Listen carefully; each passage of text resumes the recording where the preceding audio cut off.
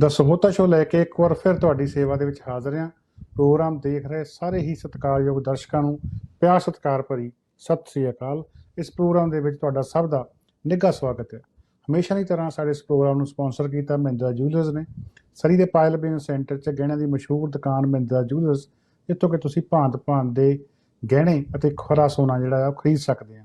ਇਸ ਵੇਲੇ ਇਹਨਾਂ ਨੇ ਇੱਕ ਵਿਸ਼ੇਸ਼ ਆਫਰ ਚਲਾਈ ਹੋਈ ਹੈ ਕਿ ਤੁਸੀਂ 11 ਮਹੀਨੇ ਕੋਈ ਵੀ ਬੱਝਵੀਂ ਰਕਮ ਇਹਨਾਂ ਦੇ ਕੋਲ ਜਮ੍ਹਾਂ ਕਰਾਓ ਅਤੇ 12ਵੇਂ ਮਹੀਨੇ ਦੀ ਉਨੀ ਉਹ ਕਿਸ਼ਤ ਕੋਲੋਂ ਭਰ ਕੇ ਤੁਹਾਨੂੰ ਤੁਹਾਡੀ ਮਨਪਸੰਦ ਦਾ ਗਹਿਣਾ ਜਿਹੜਾ ਉਹ ਦੇਣਗੇ। ਇਹਨਾਂ ਦਾ ਸ਼ੋਰੂਮ ਦੇਖਣ ਲਈ ਪਹੁੰਚੋ ਯੂਨਿਟ 331 8128 128 ਸਟਰੀਟ ਸਰੀ। ਅਤੇ ਜੇ ਇਸ ਦੇ ਨਾਲ ਹੀ ਤੁਸੀਂ ਔਨਲਾਈਨ ਖਰੀਦਦਾਰੀ ਕਰਨਾ ਚਾਹੁੰਦੇ ਆ, ਔਨਲਾਈਨ ਗਹਿਣੇ ਦੇਖਣਾ ਚਾਹੁੰਦੇ ਆ, ਤਾਂ ਤੁਸੀਂ ਵਟਸਐਪ ਦੇ ਉੱਤੇ ਇਹਨਾਂ ਨੂੰ ਕਾਲ ਕਰ ਸਕਦੇ ਆ, ਔਨਲਾਈਨ ਖਰੀਦਦਾਰੀ ਕਰ ਸਕਦੇ ਆ। ਇਹਨਾਂ ਦਾ ਨੰਬਰ ਨੋਟ ਕਰ ਲਓ 604 916 10 10। ਖਰੀਦੇ ਹੋਏ ਗਹਿਣੇ ਜਿਹੜੇ ਆ ਤੁਹਾਡੇ ਘਰ ਡਿਲੀਵਰ ਕੀਤੇ ਜਾ ਸਕਦੇ ਆ। ਇਸ ਦੇ ਨਾਲ ਹੀ ਸਾਡੇ ਦੂਜੇ ਸਪਾਂਸਰ ਨੇ ਫਾਈਬਰ ਟੈਕ ਸਰੀ, ਵੈਨਕੂਵਰ, ਕੋਕਿਟਲਮ, 3 ਥਾਂ ਤੋਂ ਸੇਵਾਵਾਂ ਦੇ ਰਹੇ ਆ। ਪੂਰੀ BC ਦੇ ਵਿੱਚ ਪਲੰਬਿੰਗ ਦਾ ਸਮਾਨ ਡਿਲੀਵਰ ਕਰਦੇ ਆ, ਟੂਟੀਆਂ, ਟੱਬ, ਟਾਇਲਟਸ। ਇਸ ਦੇ ਨਾਲ ਹੀ ਤੁਸੀਂ ਪ੍ਰੋਜੈਕਟ ਛੋਟਾ ਕਰ ਰਹੇ ਹੋ ਜਾਂ ਵੱਡਾ ਕਰ ਰਹੇ ਹੋ, ਕੋਈ ਘਰ ਬਣਾ ਰਹੇ ਹੋ ਜਾਂ ਵੈਸੇ ਰੈਨੋਵੇਸ਼ਨ ਲਈ ਪਲੰਬਿੰਗ ਦਾ ਸਮਾਨ ਚਾਹੀਦਾ, ਤਾਂ ਇਹਨਾਂ ਕੋਲ ਪਲੰਬਿੰਗ ਦੇ ਆਲਾ ਬ੍ਰਾਂਡਸ ਦੀ ਬਹੁਤ ਵੱਡੀ ਸਿਲੈਕਸ਼ਨ ਜਿਹੜੀ ਉਹ ਮੌਜੂਦ ਆ। ਆਪਣੇ ਟੱਬ ਅਤੇ ਜਕੂਜ਼ੀ ਇਹ ਖੁਦ ਫੈਕਟਰੀ 'ਚ ਤਿਆਰ ਕਰਦੇ ਆ, ਅਤੇ ਇਸ ਦੇ ਨਾਲ ਇਹਨਾਂ ਨੂੰ ਆਪਣੀ ਫੈਕਟਰੀ 'ਚ ਕੰਮ ਕਰਨ ਦੇ ਵਾਸਤੇ ਵਰਕਰਾਂ ਦੀ ਵੀ ਲੋੜ ਹੈ, ਅਤੇ ਨਾਲ ਦੀ ਨਾਲ ਡਿਲੀਵਰੀ ਡਰਾਈਵਰ ਵੀ ਚਾਹੀਦੇ ਆ। ਐਡਰੈਸ ਇਹਨਾਂ ਦਾ 8247 130 ਸਟਰੀਟ ਸਰੀ, ਫੋਨ 604 507 2199। ਅੱਜ ਦੇ ਪ੍ਰੋਗਰਾਮ ਦੇ ਵਿੱਚ ਆਪਾਂ ਗੱਲ ਕਰਾਂਗੇ ਕੈਨੇਡਾ ਦੇ ਕੁਝ ਸੂਬਿਆਂ ਦੀ ਜਿਨ੍ਹਾਂ ਵੱਲੋਂ ਹੋਰ ਪਾਬੰਦੀਆਂ ਮੰਗੀਆਂ ਜਾ ਰਹੀਆਂ। ਖਾਸ ਕਰਕੇ ਅੰਟਾਰੀਓ ਵੱਲੋਂ ਇੰਟਰਨੈਸ਼ਨਲ ਸਟੂਡੈਂਟਸ ਦੇ ਆਉਣ 'ਤੇ ਰੋਕ ਲਾਉਣ ਦੀ ਮੰਗ ਕੀਤੀ ਗਈ ਆ।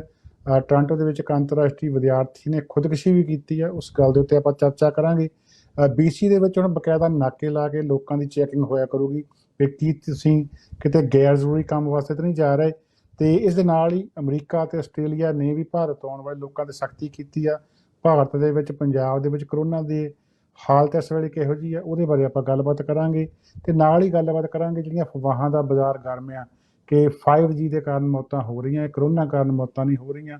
ਇਹ ਕਾਫੀ ਪੰਜਾਬੀ ਜਗਤ ਦੇ ਵਿੱਚ ਇਸ ਵੇਲੇ ਅਫਵਾਹਾਂ ਚੱਲ ਰਹੀਆਂ ਆ। ਕੁਝ ਸਿੱਖ ਆਗੂਆਂ ਨੇ ਕੁੰਵਰ ਵਿਜੇ ਪ੍ਰਤਾਪ ਸਿੰਘ ਦਾ ਸਨਮਾਨ ਕੀਤਾ, ਕਿਉਂ ਕੀਤਾ, ਕਿੱਥੇ ਕੀਤਾ, ਇਹ ਸਾਰੀ ਗੱਲਬਾਤ ਲੈ ਕੇ ਹੁਣੇ ਤੁਹਾਡੀ ਸੇਵਾ 'ਚ ਹਾਜ਼ਰ ਹੁੰਦੇ ਹਾਂ।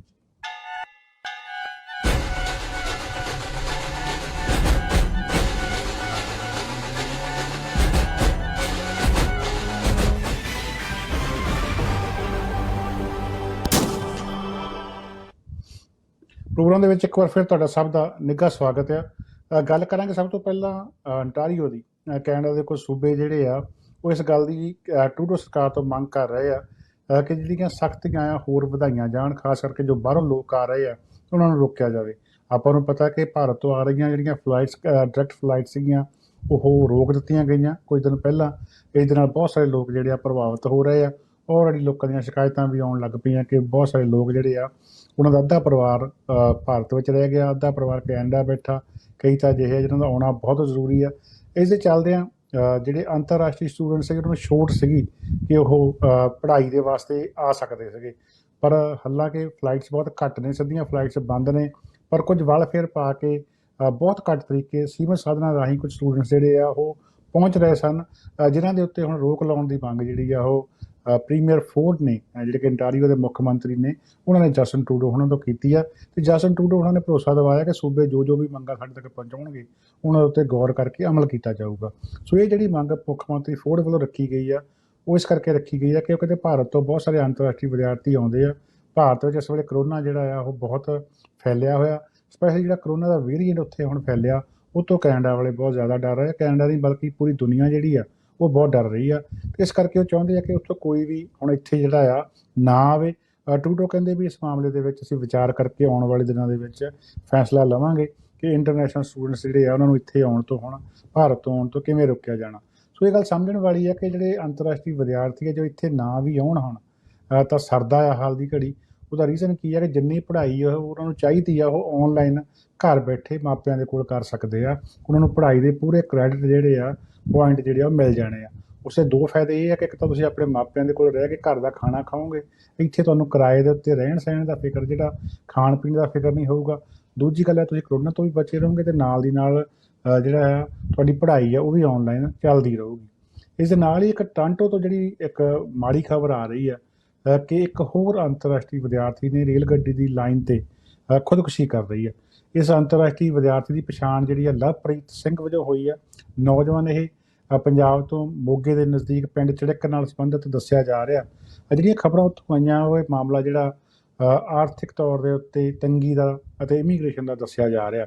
ਪਹਿਲਾਂ ਵੀ ਕੁਝ ਵਿਦਿਆਰਥੀਆਂ ਨੇ ਖਾਸ ਕਰਕੇ ontario ਦੇ ਵਿੱਚ ਅਜਿਹੇ ਕਦਮ ਚੁੱਕੇ ਆ। ਅੰਤਰਰਾਸ਼ਟਰੀ ਵਿਦਿਆਰਥੀ ਦੇ ਤੌਰ ਤੇ ਉੱਥੇ ਆਉਣਾ, ਇੱਥੇ ਆ ਕੇ ਜਿਹੜੇ ਹਾਲਾਤ ਨੇ ਉਹਨਾਂ ਦਾ ਸਾਹਮਣਾ ਕਰਨਾ, ਇਹ ਹਰੇਕ ਦੇ ਵੱਸ ਦੀ ਗੱਲ ਨਹੀਂ। 99.9% ਜਿਹੜੇ ਵਿਦਿਆਰਥੀ ਆ ਉਹ ਆ ਕੇ ਮਿਹਨਤ ਕਰਦੇ ਆ, ਬਹੁਤ ਜ਼ੋਰ ਲਾ ਕੇ ਸਫਲ ਹੋ ਜਾਂਦੇ ਆ, ਪਰ ਕੁਝ ਹਾਲਾਤ ਦੇ ਅੱਗੇ ਜਿਹੜੇ ਢੇਰੀ ਢਾਹ ਦਿੰਦੇ ਆ।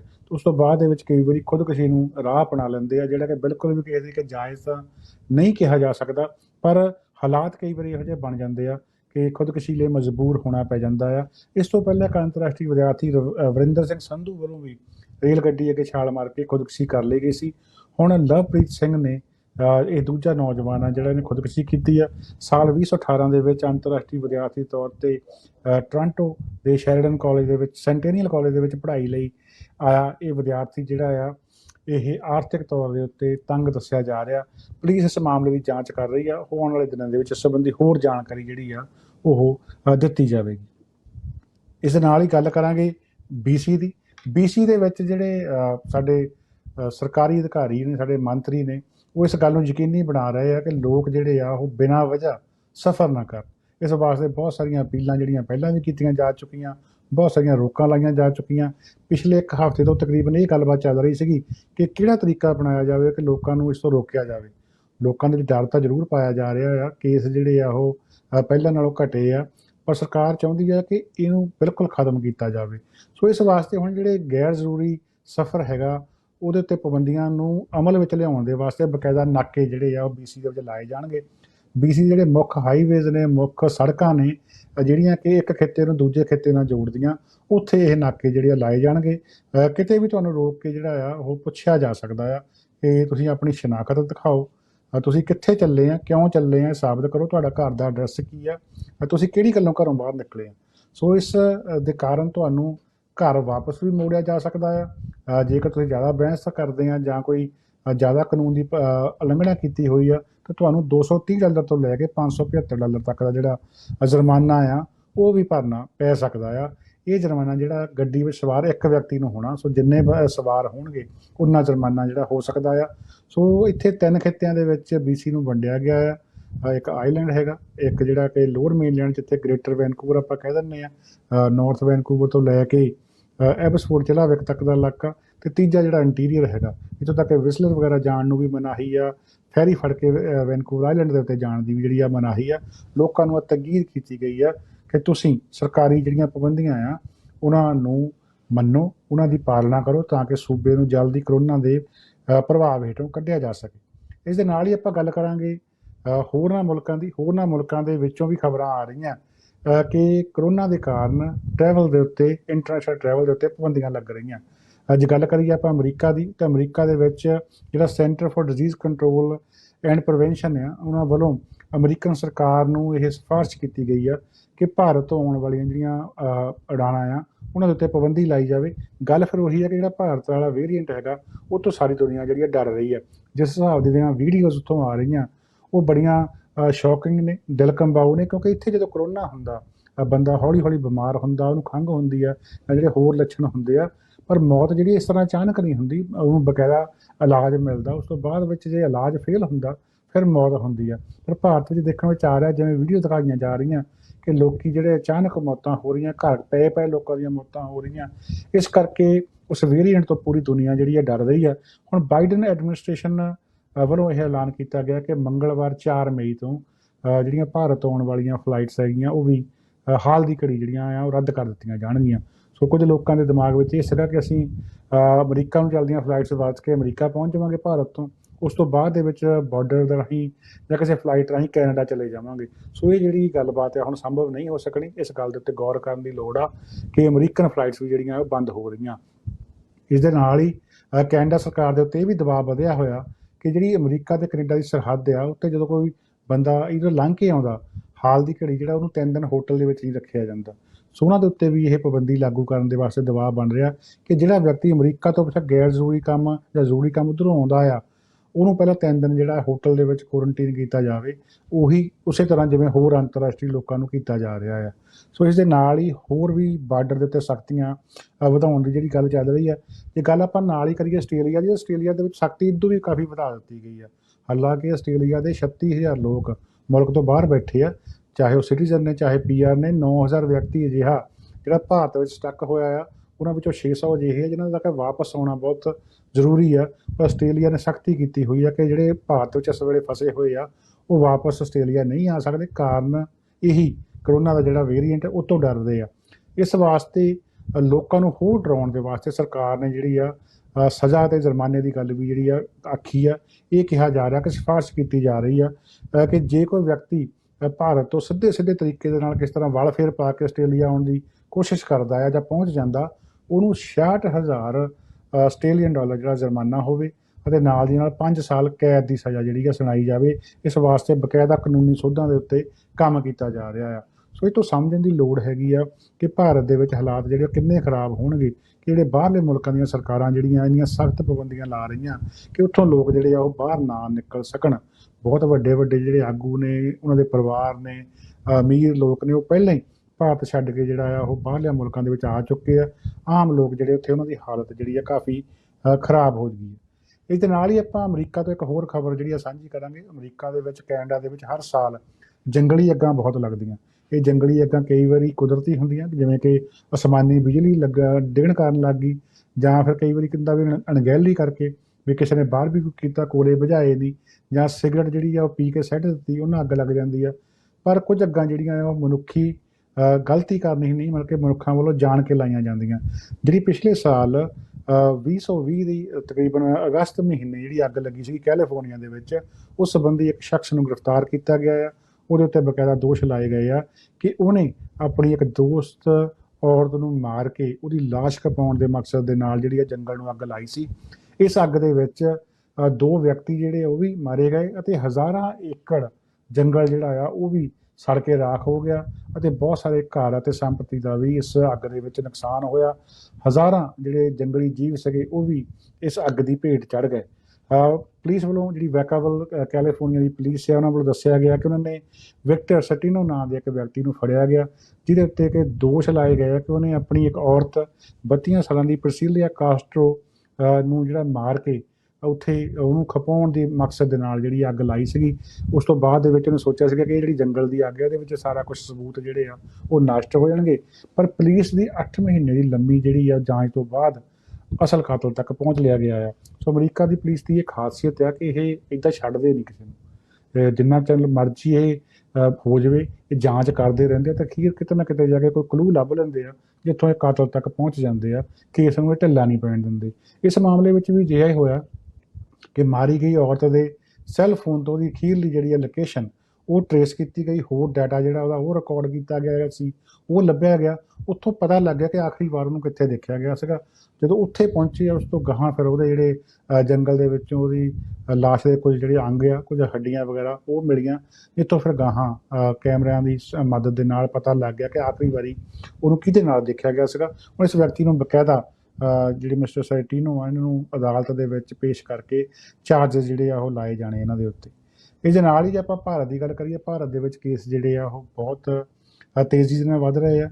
ਮੌਤਾਂ ਦੀ ਗਿਣਤੀ ਜਿਹੜੀ ਉਹ ਵੀ ਬਹੁਤ ਤੇਜ਼ੀ ਦੇ ਨਾਲ ਵੱਧ ਰਹੀ ਆ। 4 ਲੱਖ ਦੇ ਕਰੀਬ ਕੇਸ ਹੁਣ ਰੋਜ਼ਾਨਾ ਜਿਹੜੇ ਆਉਣੇ ਸ਼ੁਰੂ ਹੋ ਗਏ ਆ। ਮੌਤਾਂ ਦੀ ਗਿਣਤੀ ਸਰਕਾਰੀ ਤੌਰ ਦੇ ਉੱਤੇ 3800 ਰੋਜ਼ਾਨਾ ਦੱਸੀ ਜਾ ਰਹੀ ਆ, ਪਰ ਇਹ ਗੈਰ ਸਰਕਾਰੀ ਤੌਰ ਦੇ ਉੱਤੇ ਅੰਕੜਾ ਜਿਹੜਾ ਕਾਫੀ ਆ। ਆਪਾਂ 2-3 ਦਿਨ ਪਹਿਲਾਂ ਗੱਲ ਕੀਤੀ ਸੀਗੀ ਕਿ ਸੜਕ ਦੇ ਕੰਢੇ ਲਾਸ਼ਾਂ ਜਿਹੜੀਆਂ ਆ ਉਹ ਲੁੱਹੀਆਂ ਜਾ ਰਹੀਆਂ।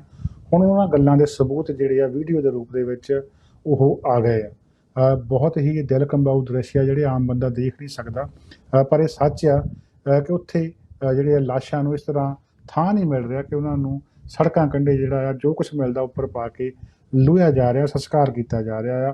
ਇਸੇ ਦੌਰਾਨ ਕਰੋਨਾ ਵਾਇਰਸ ਉੱਤੇ ਇੰਨਾ ਵੱਡਾ ਪੁਆਰਾ ਉਹਦਾ ਫੈਲ ਗਿਆ ਆ ਕਿ ਜਿਹੜਾ ਟੀਕਾਕਰਨ ਸੀਗਾ ਉਹ ਵੀ ਬੰਦ ਕਰ ਦਿੱਤਾ ਗਿਆ ਆ। ਇੱਕ ਤਾਂ ਟੀਕਿਆਂ ਦੀ ਘਾਟ ਆ, ਉਹ ਤੋਂ ਲੋਕ ਜਿਹੜੇ ਆ ਉਹ ਵੀ ਖੁਦ ਵੀ ਡਰ ਰਹੇ ਆ ਬਾਹਰ ਨਿਕਲਣ ਦੇ ਵਾਸਤੇ। ਇਸੇ ਦੌਰਾਨ ਪੰਜਾਬ ਦੇ ਮੁੱਖ ਮੰਤਰੀ ਕੈਪਟਨ ਅਮਰਿੰਦਰ ਸਿੰਘ ਨੇ ਵੀ ਇਹ ਗੱਲ ਦਾ ਐਲਾਨ ਕੀਤਾ। ਕਹਿੰਦੇ ਕਿ ਪੰਜਾਬ ਦੇ ਵਿੱਚ ਹਾਲ ਦੀ ਘੜੀ ਲੋਕਡਾਊਨ ਦੀ ਲੋੜ ਨਹੀਂ ਹੈਗੀ। ਉਹ ਕਹਿੰਦੇ ਜਿਹੜੀ ਹਾਲਾਤ ਨੇ ਉਹ ਕੰਟਰੋਲ ਹੇਠ ਆ, ਰਾਤ ਦੇ ਕਰਫਿਊ ਦੇ ਨਾਲ ਕੰਮ ਚੱਲ ਰਿਹਾ ਆ, ਪਰ ਸਾਡੇ ਕੋਲ ਵੈਕਸੀਨ ਦੀ ਬਹੁਤ ਵੱਡੀ ਘਾਟ ਆ, ਜਿਸ ਦੇ ਕਾਰਨ ਅਸੀਂ ਜਿਹੜਾ ਇਹ ਪ੍ਰੋਗਰਾਮ ਬਣਾਇਆ ਸੀਗਾ ਕਿ 18 ਤੋਂ 45 ਸਾਲ ਉਮਰ ਵਾਲਿਆਂ ਦਾ ਜਿਹੜਾ ਟੀਕਾਕਰਨ ਹੋਊਗਾ ਉਹ ਹਾਲ ਦੀ ਘੜੀ ਰੱਦ ਕਰ ਦਿੱਤਾ ਗਿਆ ਆ। ਸੋ ਟੀਕਾਕਰਨ ਜਿਹੜਾ ਆ ਹੁਣ ਨਹੀਂ ਹੋ ਸਕਦਾ। ਸੋ ਇਸ ਦੇ ਨਾਲ ਹੀ ਆਪਾਂ ਗੱਲਬਾਤ ਕਰਾਂਗੇ ਚੱਲ ਰਹੀਆਂ ਅਫਵਾਹਾਂ ਦੀ। ਸੋਸ਼ਲ ਮੀਡੀਆ ਜਿੱਥੇ ਜਾਣਕਾਰੀ ਦਾ ਬਹੁਤ ਵੱਡਾ ਸਾਧਨ ਆ, ਉੱਥੇ ਅਫਵਾਹਾਂ ਵੀ ਤੇ ਬਹੁਤ ਜਲਦ ਫੈਲਦੀਆਂ ਆ, ਅਤੇ ਕਈ ਅਫਵਾਹਾਂ ਇੱਦਾਂ ਦੀਆਂ ਹੁੰਦੀਆਂ ਜਿਹੜੀਆਂ ਕਿ ਹਿੱਸਿਆਂ ਦੇ ਵਿੱਚ ਜਿਹੜੀਆਂ ਆ, ਜਾਂ ਉਹ ਬੋਲੀ ਦੇ ਆਧਾਰ ਦੇ ਉੱਤੇ ਸਮਝ ਦੇ ਹਿਸਾਬ ਦੇ ਨਾਲ ਫੈਲਦੀਆਂ। ਪਿਛਲੇ ਸਾਲ ਤੋਂ ਹੀ ਇਹ ਜਦੋਂ ਕਰੋਨਾ ਫੈਲਿਆ ਤਾਂ ਅੰਗਰੇਜ਼ੀ ਦੇ ਵਿੱਚ ਅਫਵਾਹਾਂ ਉਦੋਂ ਜ਼ੋਰ ਫੜ ਗਈਆਂ ਸੀਗੀਆਂ ਕਿ ਇਹ ਕਰੋਨਾ ਨਹੀਂ ਹੈਗਾ, ਇਹ 5G ਦੇ ਕਾਰਨ ਜਿਹੜੀਆਂ ਮੌਤਾਂ ਹੋ ਰਹੀਆਂ। ਜਿਹੜਾ 5G ਨੈਟਵਰਕ ਜਿਹੜਾ ਕਿ ਹੁਣ ਆ ਰਿਹਾ ਦੁਨੀਆ ਭਰ ਦੇ ਵਿੱਚ, ਇਹਦੇ ਨਾਲ ਜਿਹੜਾ ਆ ਦੁਨੀਆ ਬਦਲ ਰਹੀ ਆ। ਇਹਦੇ ਨਾਲ ਰੇਡੀਏਸ਼ਨ ਜਿਹੜੀ ਆ ਉਹ ਇੰਨੀ ਵੱਧ ਰਹੀ ਆ ਕਿ ਪਹਿਲਾਂ 4G ਨੇ ਜਿਹੜੇ ਆ ਉਹ ਪੰਛੀ ਜਨੌਰ ਜਿਹੜੇ ਆ ਉਹ ਮਾਰੇ ਆ, ਅਤੇ ਹੁਣ 5G ਦੇ ਨਾਲ ਜਿਹੜਾ ਆ ਮਨੁੱਖੀ ਸਿਹਤ ਦੇ ਉੱਤੇ ਅਸਰ ਹੋ ਰਿਹਾ। ਇਹਦੇ ਕਾਰਨ ਗਲਾ ਸੁੱਕ ਰਿਹਾ, ਇਹਦੇ ਕਾਰਨ ਫੇਫੜੇ ਖਰਾਬ ਹੋ ਰਹੇ ਆ, ਇਹਦੇ ਕਾਰਨ ਸਾਹ ਘੁੱਟਣ ਨਾਲ ਮੌਤਾਂ ਜਿਹੜੀਆਂ ਹੋ ਰਹੀਆਂ। ਸੋਸ਼ਲ ਮੀਡੀਆ ਦੇ ਉੱਤੇ ਇਹ ਅਫਵਾਹਾਂ ਦਾ ਬਾਜ਼ਾਰ ਬਹੁਤ ਗਰਮ ਆ ਕਿ ਭਾਰਤ ਦੇ ਵਿੱਚ ਜਿਹੜਾ 5G ਦੇ ਕਰਕੇ ਸਾਰਾ ਕੁਛ ਹੋ ਰਿਹਾ ਆ। ਸੋ ਇਹ ਇੱਕ ਬਹੁਤ ਵੱਡੀਆਂ ਅਫਵਾਹਾਂ ਨੇ ਜਿਨ੍ਹਾਂ ਦੇ ਵਿੱਚ ਬਿਲਕੁਲ ਵੀ ਦਮ ਨਹੀਂ, ਇਹਨਾਂ ਦੇ ਮਗਰ ਲੱਗਣ ਦੀ ਜਿਹੜੀ ਆ ਉਹ ਲੋੜ ਨਹੀਂ। ਜਿੰਨਾ ਕੁ ਰੇਡੀਏਸ਼ਨ 4G ਦੇ ਨਾਲ ਹੁੰਦਾ ਸੀ ਉਨਾ ਕੁ ਹੀ 5G ਦੇ ਨਾਲ ਹੋਣਾ ਆ। ਇਹ ਜਿਹੜੀਆਂ ਰੇਡੀਓ ਵੇਵਸ ਹੈਗੀਆਂ ਇਹ ਬਿਲਕੁਲ ਰੇਡੀਏਸ਼ਨ ਪੈਦਾ ਕਰਦੀਆਂ ਆ। ਇਹਦੇ ਨਾਲ ਲੰਮੇ ਸਮੇਂ ਦੇ ਵਿੱਚ ਵਰਤੋਂ 'ਚ ਰਹਿਣ ਦੇ ਨਾਲ ਕੈਂਸਰ ਅਤੇ ਕੁਝ ਹੋਰ ਬਿਮਾਰੀਆਂ ਜਿਹੜੀਆਂ ਲੱਗ ਸਕਦੀਆਂ ਆ। ਪਰ ਇਹ ਇਸ ਤਰ੍ਹਾਂ ਨਹੀਂ ਹੈਗਾ ਕਿ ਜਿਵੇਂ ਦੱਸਿਆ ਜਾ ਰਿਹਾ ਕਿ ਇਹ ਹੁਣ ਕਰੋਨਾ ਜਿਹੜਾ ਉਹ ਨਹੀਂ ਹੈਗਾ, ਇਹ 5G ਦੇ ਨਾਲ ਜਿਹੜਾ ਲੋਕ ਮਰ ਰਹੇ ਆ। ਜਦੋਂ ਵੀ ਕੋਈ ਨਵੀਂ ਟੈਕਨੋਲੋਜੀ ਆਈ ਆ ਉਹਦੇ ਨਾਲ ਜੁੜੀਆਂ ਅਫਵਾਹਾਂ ਨੇ ਜਿਹੜਾ ਜ਼ੋਰ ਫੜਿਆ। ਕੋਈ ਸਮਾਂ ਸੀਗਾ ਪੰਜਾਬ ਦੇ ਵਿੱਚ ਨੰਗਲ ਡੈਮ ਬਣਿਆ ਅਤੇ ਉੱਥੋਂ ਫਿਰ ਬਿਜਲੀ ਬਣਨ ਲੱਗੀ, ਤਾਂ ਉਸੋਂ ਵੀ ਇਹ ਅਫਵਾਹ ਜਿਹੜੀ ਆ ਉਹ ਬੜੀ ਪ੍ਰਚਲਿਤ ਰਹੀ ਆ। ਸਿਆਣੇ ਦੱਸਦੇ ਆ ਕਿ ਇਸ ਪਾਣੀ ਵਿੱਚੋਂ ਤਾਂ ਬਿਜਲੀ ਕੱਢੀ ਹੋਈ ਹੈ, ਇਹਦੇ ਵਿੱਚੋਂ ਪੀਣ ਨਾਲ ਕੋਈ ਫਾਇਦਾ ਨਹੀਂ ਹੋਣਾ, ਖੇਤਾਂ 'ਚ ਲਾਵਾਂਗੇ ਫਸਲਾਂ ਨਹੀਂ ਹੋਣੀਆਂ। ਜਦੋਂ ਕਿ ਬਾਅਦ 'ਚ ਲੋਕਾਂ ਨੂੰ ਸਮਝ ਆਈ ਕਿ ਇਸ ਪਾਣੀ ਦੇ ਜ਼ੋਰ ਦੇ ਨਾਲ ਟਰਬਾਈਨਸ ਚਲਾਈਆਂ ਜਾਂਦੀਆਂ ਆ, ਉਹ ਬਿਜਲੀ ਪੈਦਾ ਕਰਦੀਆਂ। ਪਾਣੀ ਦੇ ਵਿੱਚੋਂ ਨਹੀਂ ਕੋਈ ਵੀ ਚੀਜ਼ ਕੱਢੀ ਜਾਂਦੀ ਜਿਹਦੇ ਨਾਲ ਬਿਜਲੀ ਬਣਦੀ ਆ। ਹੌਲੀ ਹੌਲੀ ਲੋਕਾਂ ਨੂੰ ਜਿਹੜੀ ਸਮਝ ਆਈ। ਹੁਣ ਵੀ ਇਹ ਗੱਲ ਸਮਝਣ ਦੀ ਲੋੜ ਹੈ ਕਿ ਜਿਹੜੇ ਇਹ 3G 4G 5G ਸਪੈਕਟਰਮ ਨੇ, ਇਹ ਡਾਟਾ ਟਰਾਂਸਫਰ ਦੀਆਂ ਸਪੀਡਸ ਨੇ, ਗਤੀਆਂ ਨੇ। ਇਹਨਾਂ ਨੂੰ ਰੇਡੀਓ ਵੇਵਸ ਜਿਹੜੀਆਂ ਕਹਿੰਦੇ ਆ। TV, radio, satellite, mobile phone ਸਾਰੇ ਇਹਨਾਂ ਦੇ ਜ਼ਰੀਏ ਜਿਹੜੇ ਆ ਉਹ ਚੱਲਦੇ ਆ। ਇਹਨਾਂ ਤਰੰਗਾਂ ਨੇ ਹੀ ਇਹਨਾਂ ਦਾ ਡਾਟਾ ਟਰਾਂਸਫਰ ਕਰਨ ਦੀ ਜਿਹੜੀ ਸਪੀਡ ਦਾ ਆਧਾਰ ਮਿੱਥਣਾ ਹੁੰਦਾ ਆ। ਉਹ ਅੱਡ ਜਨਰੇਸ਼ਨ ਵੇਚਣ ਵਾਲਿਆਂ ਨੇ ਬਣਾ ਲਈਆਂ ਵੀ ਪਹਿਲਾਂ ਹੌਲੀ ਸਪੀਡ ਕੱਢੋ, ਫਿਰ ਉਹ ਵੇਚੋ, ਉਦੋਂ ਬਾਅਦ ਸਾਲ ਬਾਅਦ ਉਦੋਂ ਅਗਲੀ ਸਪੀਡ ਕੱਢ ਦਿਓ, ਤਾਂ ਕਿ ਇੱਕੋ ਵਾਰੀ ਸਾਰੀ ਟੈਕਨੋਲੋਜੀ ਨਾ ਦੇ ਦਿਓ। ਹੌਲੀ ਹੌਲੀ ਟੈਕਨੋਲੋਜੀ ਜਿਹੜੀ ਉਹ ਲੋਕਾਂ ਨੂੰ ਵੇਚੀ ਜਾਵੇ, ਲੋਕਾਂ ਨੂੰ ਆਦੀ ਜਿਹੜਾ ਇਹਦਾ ਬਣਾਇਆ ਜਾਵੇ। ਇਹਦੇ ਵਿੱਚ ਕਿਤੇ ਨਾ ਕਿਤੇ ਗੱਲ ਇਹ ਵੀ ਹੈ ਕਿ ਜਿਹੜੀਆਂ ਵੱਡੀਆਂ ਕੰਪਨੀਆਂ ਨੇ ਉਹ ਆਪਸ ਦੇ ਵਿੱਚ ਇੱਕ ਦੂਜੇ ਪ੍ਰਤੀ ਵੀ ਅਫਵਾਹਾਂ ਉਡਾਉਂਦੀਆਂ। 4 ਵੱਡੀਆਂ ਕੰਪਨੀਆਂ ਦੇ ਵਿਚਾਲੇ ਇਸ ਵੇਲੇ ਕੰਪੀਟੀਸ਼ਨ ਚੱਲ ਰਿਹਾ, ਜਿਨ੍ਹਾਂ ਵਿੱਚ ਹੁਆਵੇ, ਸੈਮਸੰਗ, ਐਰਿਕਸਨ ਅਤੇ ਨੋਕੀਆ ਦੇ ਨਾਮ ਵਰਣਨਯੋਗ ਆ ਕਿ ਪਹਿਲ ਕੌਣ ਕਰ ਜਾਂਦਾ 5G ਦੇ ਵਿੱਚ। ਸੋ ਇਸ ਕਰਕੇ ਸਰਕਾਰਾਂ ਵੀ ਪਿੱਛੇ ਜਿਹੜੀਆਂ ਇਨਵੋਲਵ ਆ। ਅਤੇ 5G ਬਾਰੇ ਜਾਣਨਾ ਹੋਵੇ ਤਾਂ ਇੰਨਾ ਦੱਸ ਸਕਦੇ ਹਾਂ ਕਿ ਜਿਹੜਾ ਮੌਜੂਦਾ 4G ਸਿਸਟਮ ਆ ਉਹਦੇ ਨਾਲੋਂ 5G ਇੰਨਾ ਕੁ ਤੇਜ਼ ਹੈਗਾ ਕਿ ਜਿਹੜਾ 10 GB ਤੱਕ ਦੀ ਕੋਈ ਫਾਈਲ ਹੈਗੀ ਆ 1 ਸਕਿੰਟ ਦੇ ਵਿੱਚ ਤੁਹਾਡੇ ਫੋਨ ਜਾਂ ਕੰਪਿਊਟਰ ਦੇ ਉੱਤੇ ਡਾਊਨਲੋਡ ਹੋ ਜਾਇਆ ਕਰਨੀ ਆ। ਇਹ ਸਪੀਡ ਬਹੁਤ ਤੇਜ਼ ਹੋਣੀ ਆ, ਜਿਸ ਕਰਕੇ ਟਾਵਰ ਜਿਹੜੇ ਆ ਉਹ ਲਾਗੇ ਲਾਉਣੇ ਪੈਣਗੇ। ਬਾਕੀ ਇਸ ਸਪੀਡ ਦੇ ਨਾਲ ਬਹੁਤ ਕੁਝ ਬਦਲਣ ਦੀ ਗੱਲ ਜਿਹੜੀ ਆ ਕੀਤੀ ਜਾ ਰਹੀ ਆ ਵੀ ਜਿਹੜੀਆਂ ਕਾਰਾਂ ਆ ਉਹਨਾਂ ਦੇ ਵਿੱਚ ਇੰਟਰਨੈਟ ਆ ਜਾਣਾ ਆ, ਮਸ਼ੀਨਾਂ ਬੋਲਣ ਲੱਗ ਪੈਣੀਆਂ, ਪ੍ਰਿੰਟਰ ਜਿਹੜੇ ਉਹਨਾਂ ਨੇ 3D ਰੋਬੋਟ ਵਾਂਗੂ ਪ੍ਰਿੰਟਿੰਗ ਕਰਨ ਆਪਣੀਆਂ ਚੀਜ਼ਾਂ ਬਣਾ ਦਿਆ ਕਰਨੀਆਂ ਆ। ਇਸ ਦੇ ਨਾਲ ਇੱਕ ਹੋਰ ਵੀ ਬਰਾਬਰ ਕੰਪੀਟੀਸ਼ਨ ਚੱਲ ਰਿਹਾ। ਐਲਨ ਮਸਕ ਜਿਹੜੇ ਕਿ ਜਿਹਨਾਂ ਨੇ ਟੈਸਲਾ ਦਾ ਬ੍ਰਾਂਡ ਕੱਢਿਆ ਸੀਗਾ, ਉਸ ਤੋਂ ਬਾਅਦ ਉਹ ਸਪੇਸ ਵਿੱਚ ਬਹੁਤ ਕੰਮ ਕਰ ਰਹੇ ਆ। ਉਹਨਾਂ ਵੱਲੋਂ ਸੈਟਲਾਈਟ ਰਾਹੀਂ ਇੰਟਰਨੈਟ ਦੇਣ ਦੀ ਗੱਲ, ਬਰੋਡਬੈਂਡ ਇੰਟਰਨੈਟ ਦੇਣ ਦੀ ਗੱਲ ਕੀਤੀ ਜਾ ਰਹੀ ਆ। ਉਹ ਜੇ ਸਾਰਾ ਕੁਛ ਸਫਲ ਹੋ ਗਿਆ ਤਾਂ ਫਿਰ ਆ 3G 4G 5G ਵਾਲੇ ਟਾਵਰਾਂ ਵਾਲਾ ਚੱਕਰ ਹੀ ਰਹਿਣਾ। ਹਵਾ ਦੇ ਵਿੱਚੋਂ ਤਰੰਗਾਂ ਆ ਜਾਇਆ ਕਰੀਆਂ, ਸੈਟੇਲਾਈਟ ਦਾ ਸਿੱਧਾ ਹੀ ਜਿਹੜਾ ਇੰਟਰਨੈਟ ਆ ਉਹ ਚੱਲ ਪਿਆ ਕਰਨਾ। ਪਰ ਇਹ ਗੱਲਾਂ ਦੱਸਣ ਦਾ ਮਕਸਦ ਸਿਰਫ ਇੰਨਾ ਹੀ ਆ ਕਿ ਜਿਹੜੀਆਂ 5G ਦੇ ਨਾਲ ਤੁਹਾਨੂੰ ਮਾੜੀ ਮੋਟੀ ਜਾਣਕਾਰੀ ਮਿਲ ਜਾਵੇ, ਰਿਲੇਟਡ ਜਿਹੜੀ ਗੱਲਬਾਤ ਪਤਾ ਲੱਗ ਜਾਵੇ ਕਿ ਜਿਹੜੀਆਂ ਅਫਵਾਹਾਂ ਉਡਾਈਆਂ ਜਾ ਰਹੀਆਂ ਨੇ ਉੱਤੇ ਯਕੀਨ ਨਾ ਕੀਤਾ ਜਾਵੇ। ਕਰੋਨਾ ਜਿਹੜਾ ਇੱਕ ਬਿਮਾਰੀ ਆ, ਹਾਂ ਇਹ ਹੋ ਸਕਦਾ ਕਿ ਉਹਦੇ ਅੱਡ ਰੂਪ ਹੋ ਸਕਦੇ ਆ। ਜ਼ਰੂਰੀ ਨਹੀਂ ਹੈਗਾ ਕਿ ਕਰੋਨਾ ਜਿਹੜਾ ਆ ਉਹਦੇ ਕਰਕੇ ਹੀ ਲੋਕ ਮਰ ਰਹੇ ਆ। ਹੋਰ ਜੇ ਆਪਾਂ ਗੱਲ ਕਰੀਏ, ਹੁਣ ਇਹ ਅੰਕੜੇ ਨਹੀਂ ਆਪਣੇ ਮੂਹਰੇ ਆ ਰਹੇ ਵੀ ਰੈਗੂਲਰ ਫਲੂ ਦੇ ਨਾਲ ਕਿੰਨੇ ਮਰ ਰਹੇ ਆ ਰੋਜ਼, ਕੈਂਸਰ ਨਾਲ ਕਿੰਨੇ ਮਰ ਰਹੇ ਆ, TB ਨਾਲ ਕਿੰਨੇ ਮਰ ਰਹੇ ਆ, ਏਡਜ਼ ਨਾਲ ਕਿੰਨੇ ਮਰ ਰਹੇ ਆ। ਜੇ ਰੋਜ਼ ਕਿਤੇ ਇਹ ਵੀ ਅੰਕੜੇ ਆਉਣ ਲੱਗ ਪੈਣ ਸ਼ਾਇਦ ਆਪਾਂ ਇਹ ਤੋਂ ਵੀ ਡਰਨ ਲੱਗ ਪਈਏ। ਹੁਣ ਕਰੋਨਾ ਦੇ ਅੰਕੜੇ ਰੋਜ਼ ਆ ਰਹੇ ਆ ਕਰਕੇ ਸ਼ਾਇਦ ਆਪਾਂ ਨੂੰ ਡਰ ਜਿਹੜਾ ਆ ਵੱਧ ਲੱਗਦਾ ਆ। ਬਾਕੀ ਇੱਕ ਵਾਇਰਸ ਜਿਹੜਾ ਫੈਲਿਆ ਆ ਦੁਨੀਆ ਦੇ ਵਿੱਚ, ਇਹਦੇ ਕਾਰਨ ਨੁਕਸਾਨ ਹੋ ਰਿਹਾ, ਇਹ ਤੋਂ ਬਚਣ ਦੀ ਜਿਹੜੀ ਆ ਜ਼ਰੂਰ ਲੋੜ ਹੈਗੀ ਆ। ਪਰ ਜਿਹੜੀਆਂ 5G ਨਾਲ ਸੰਬੰਧਿਤ ਅਫਵਾਹਾਂ ਆ ਇਹ ਨਿਰੀਆਂ ਅਫਵਾਹਾਂ ਆ। ਇਹਨਾਂ ਉੱਤੇ ਯਕੀਨ ਕਰਕੇ ਆਪਣੇ ਆਪ ਨੂੰ ਉੱਲੂ ਬਣਾਉਣ ਦੀ ਲੋੜ ਬਿਲਕੁਲ ਵੀ ਨਹੀਂ ਹੈਗੀ।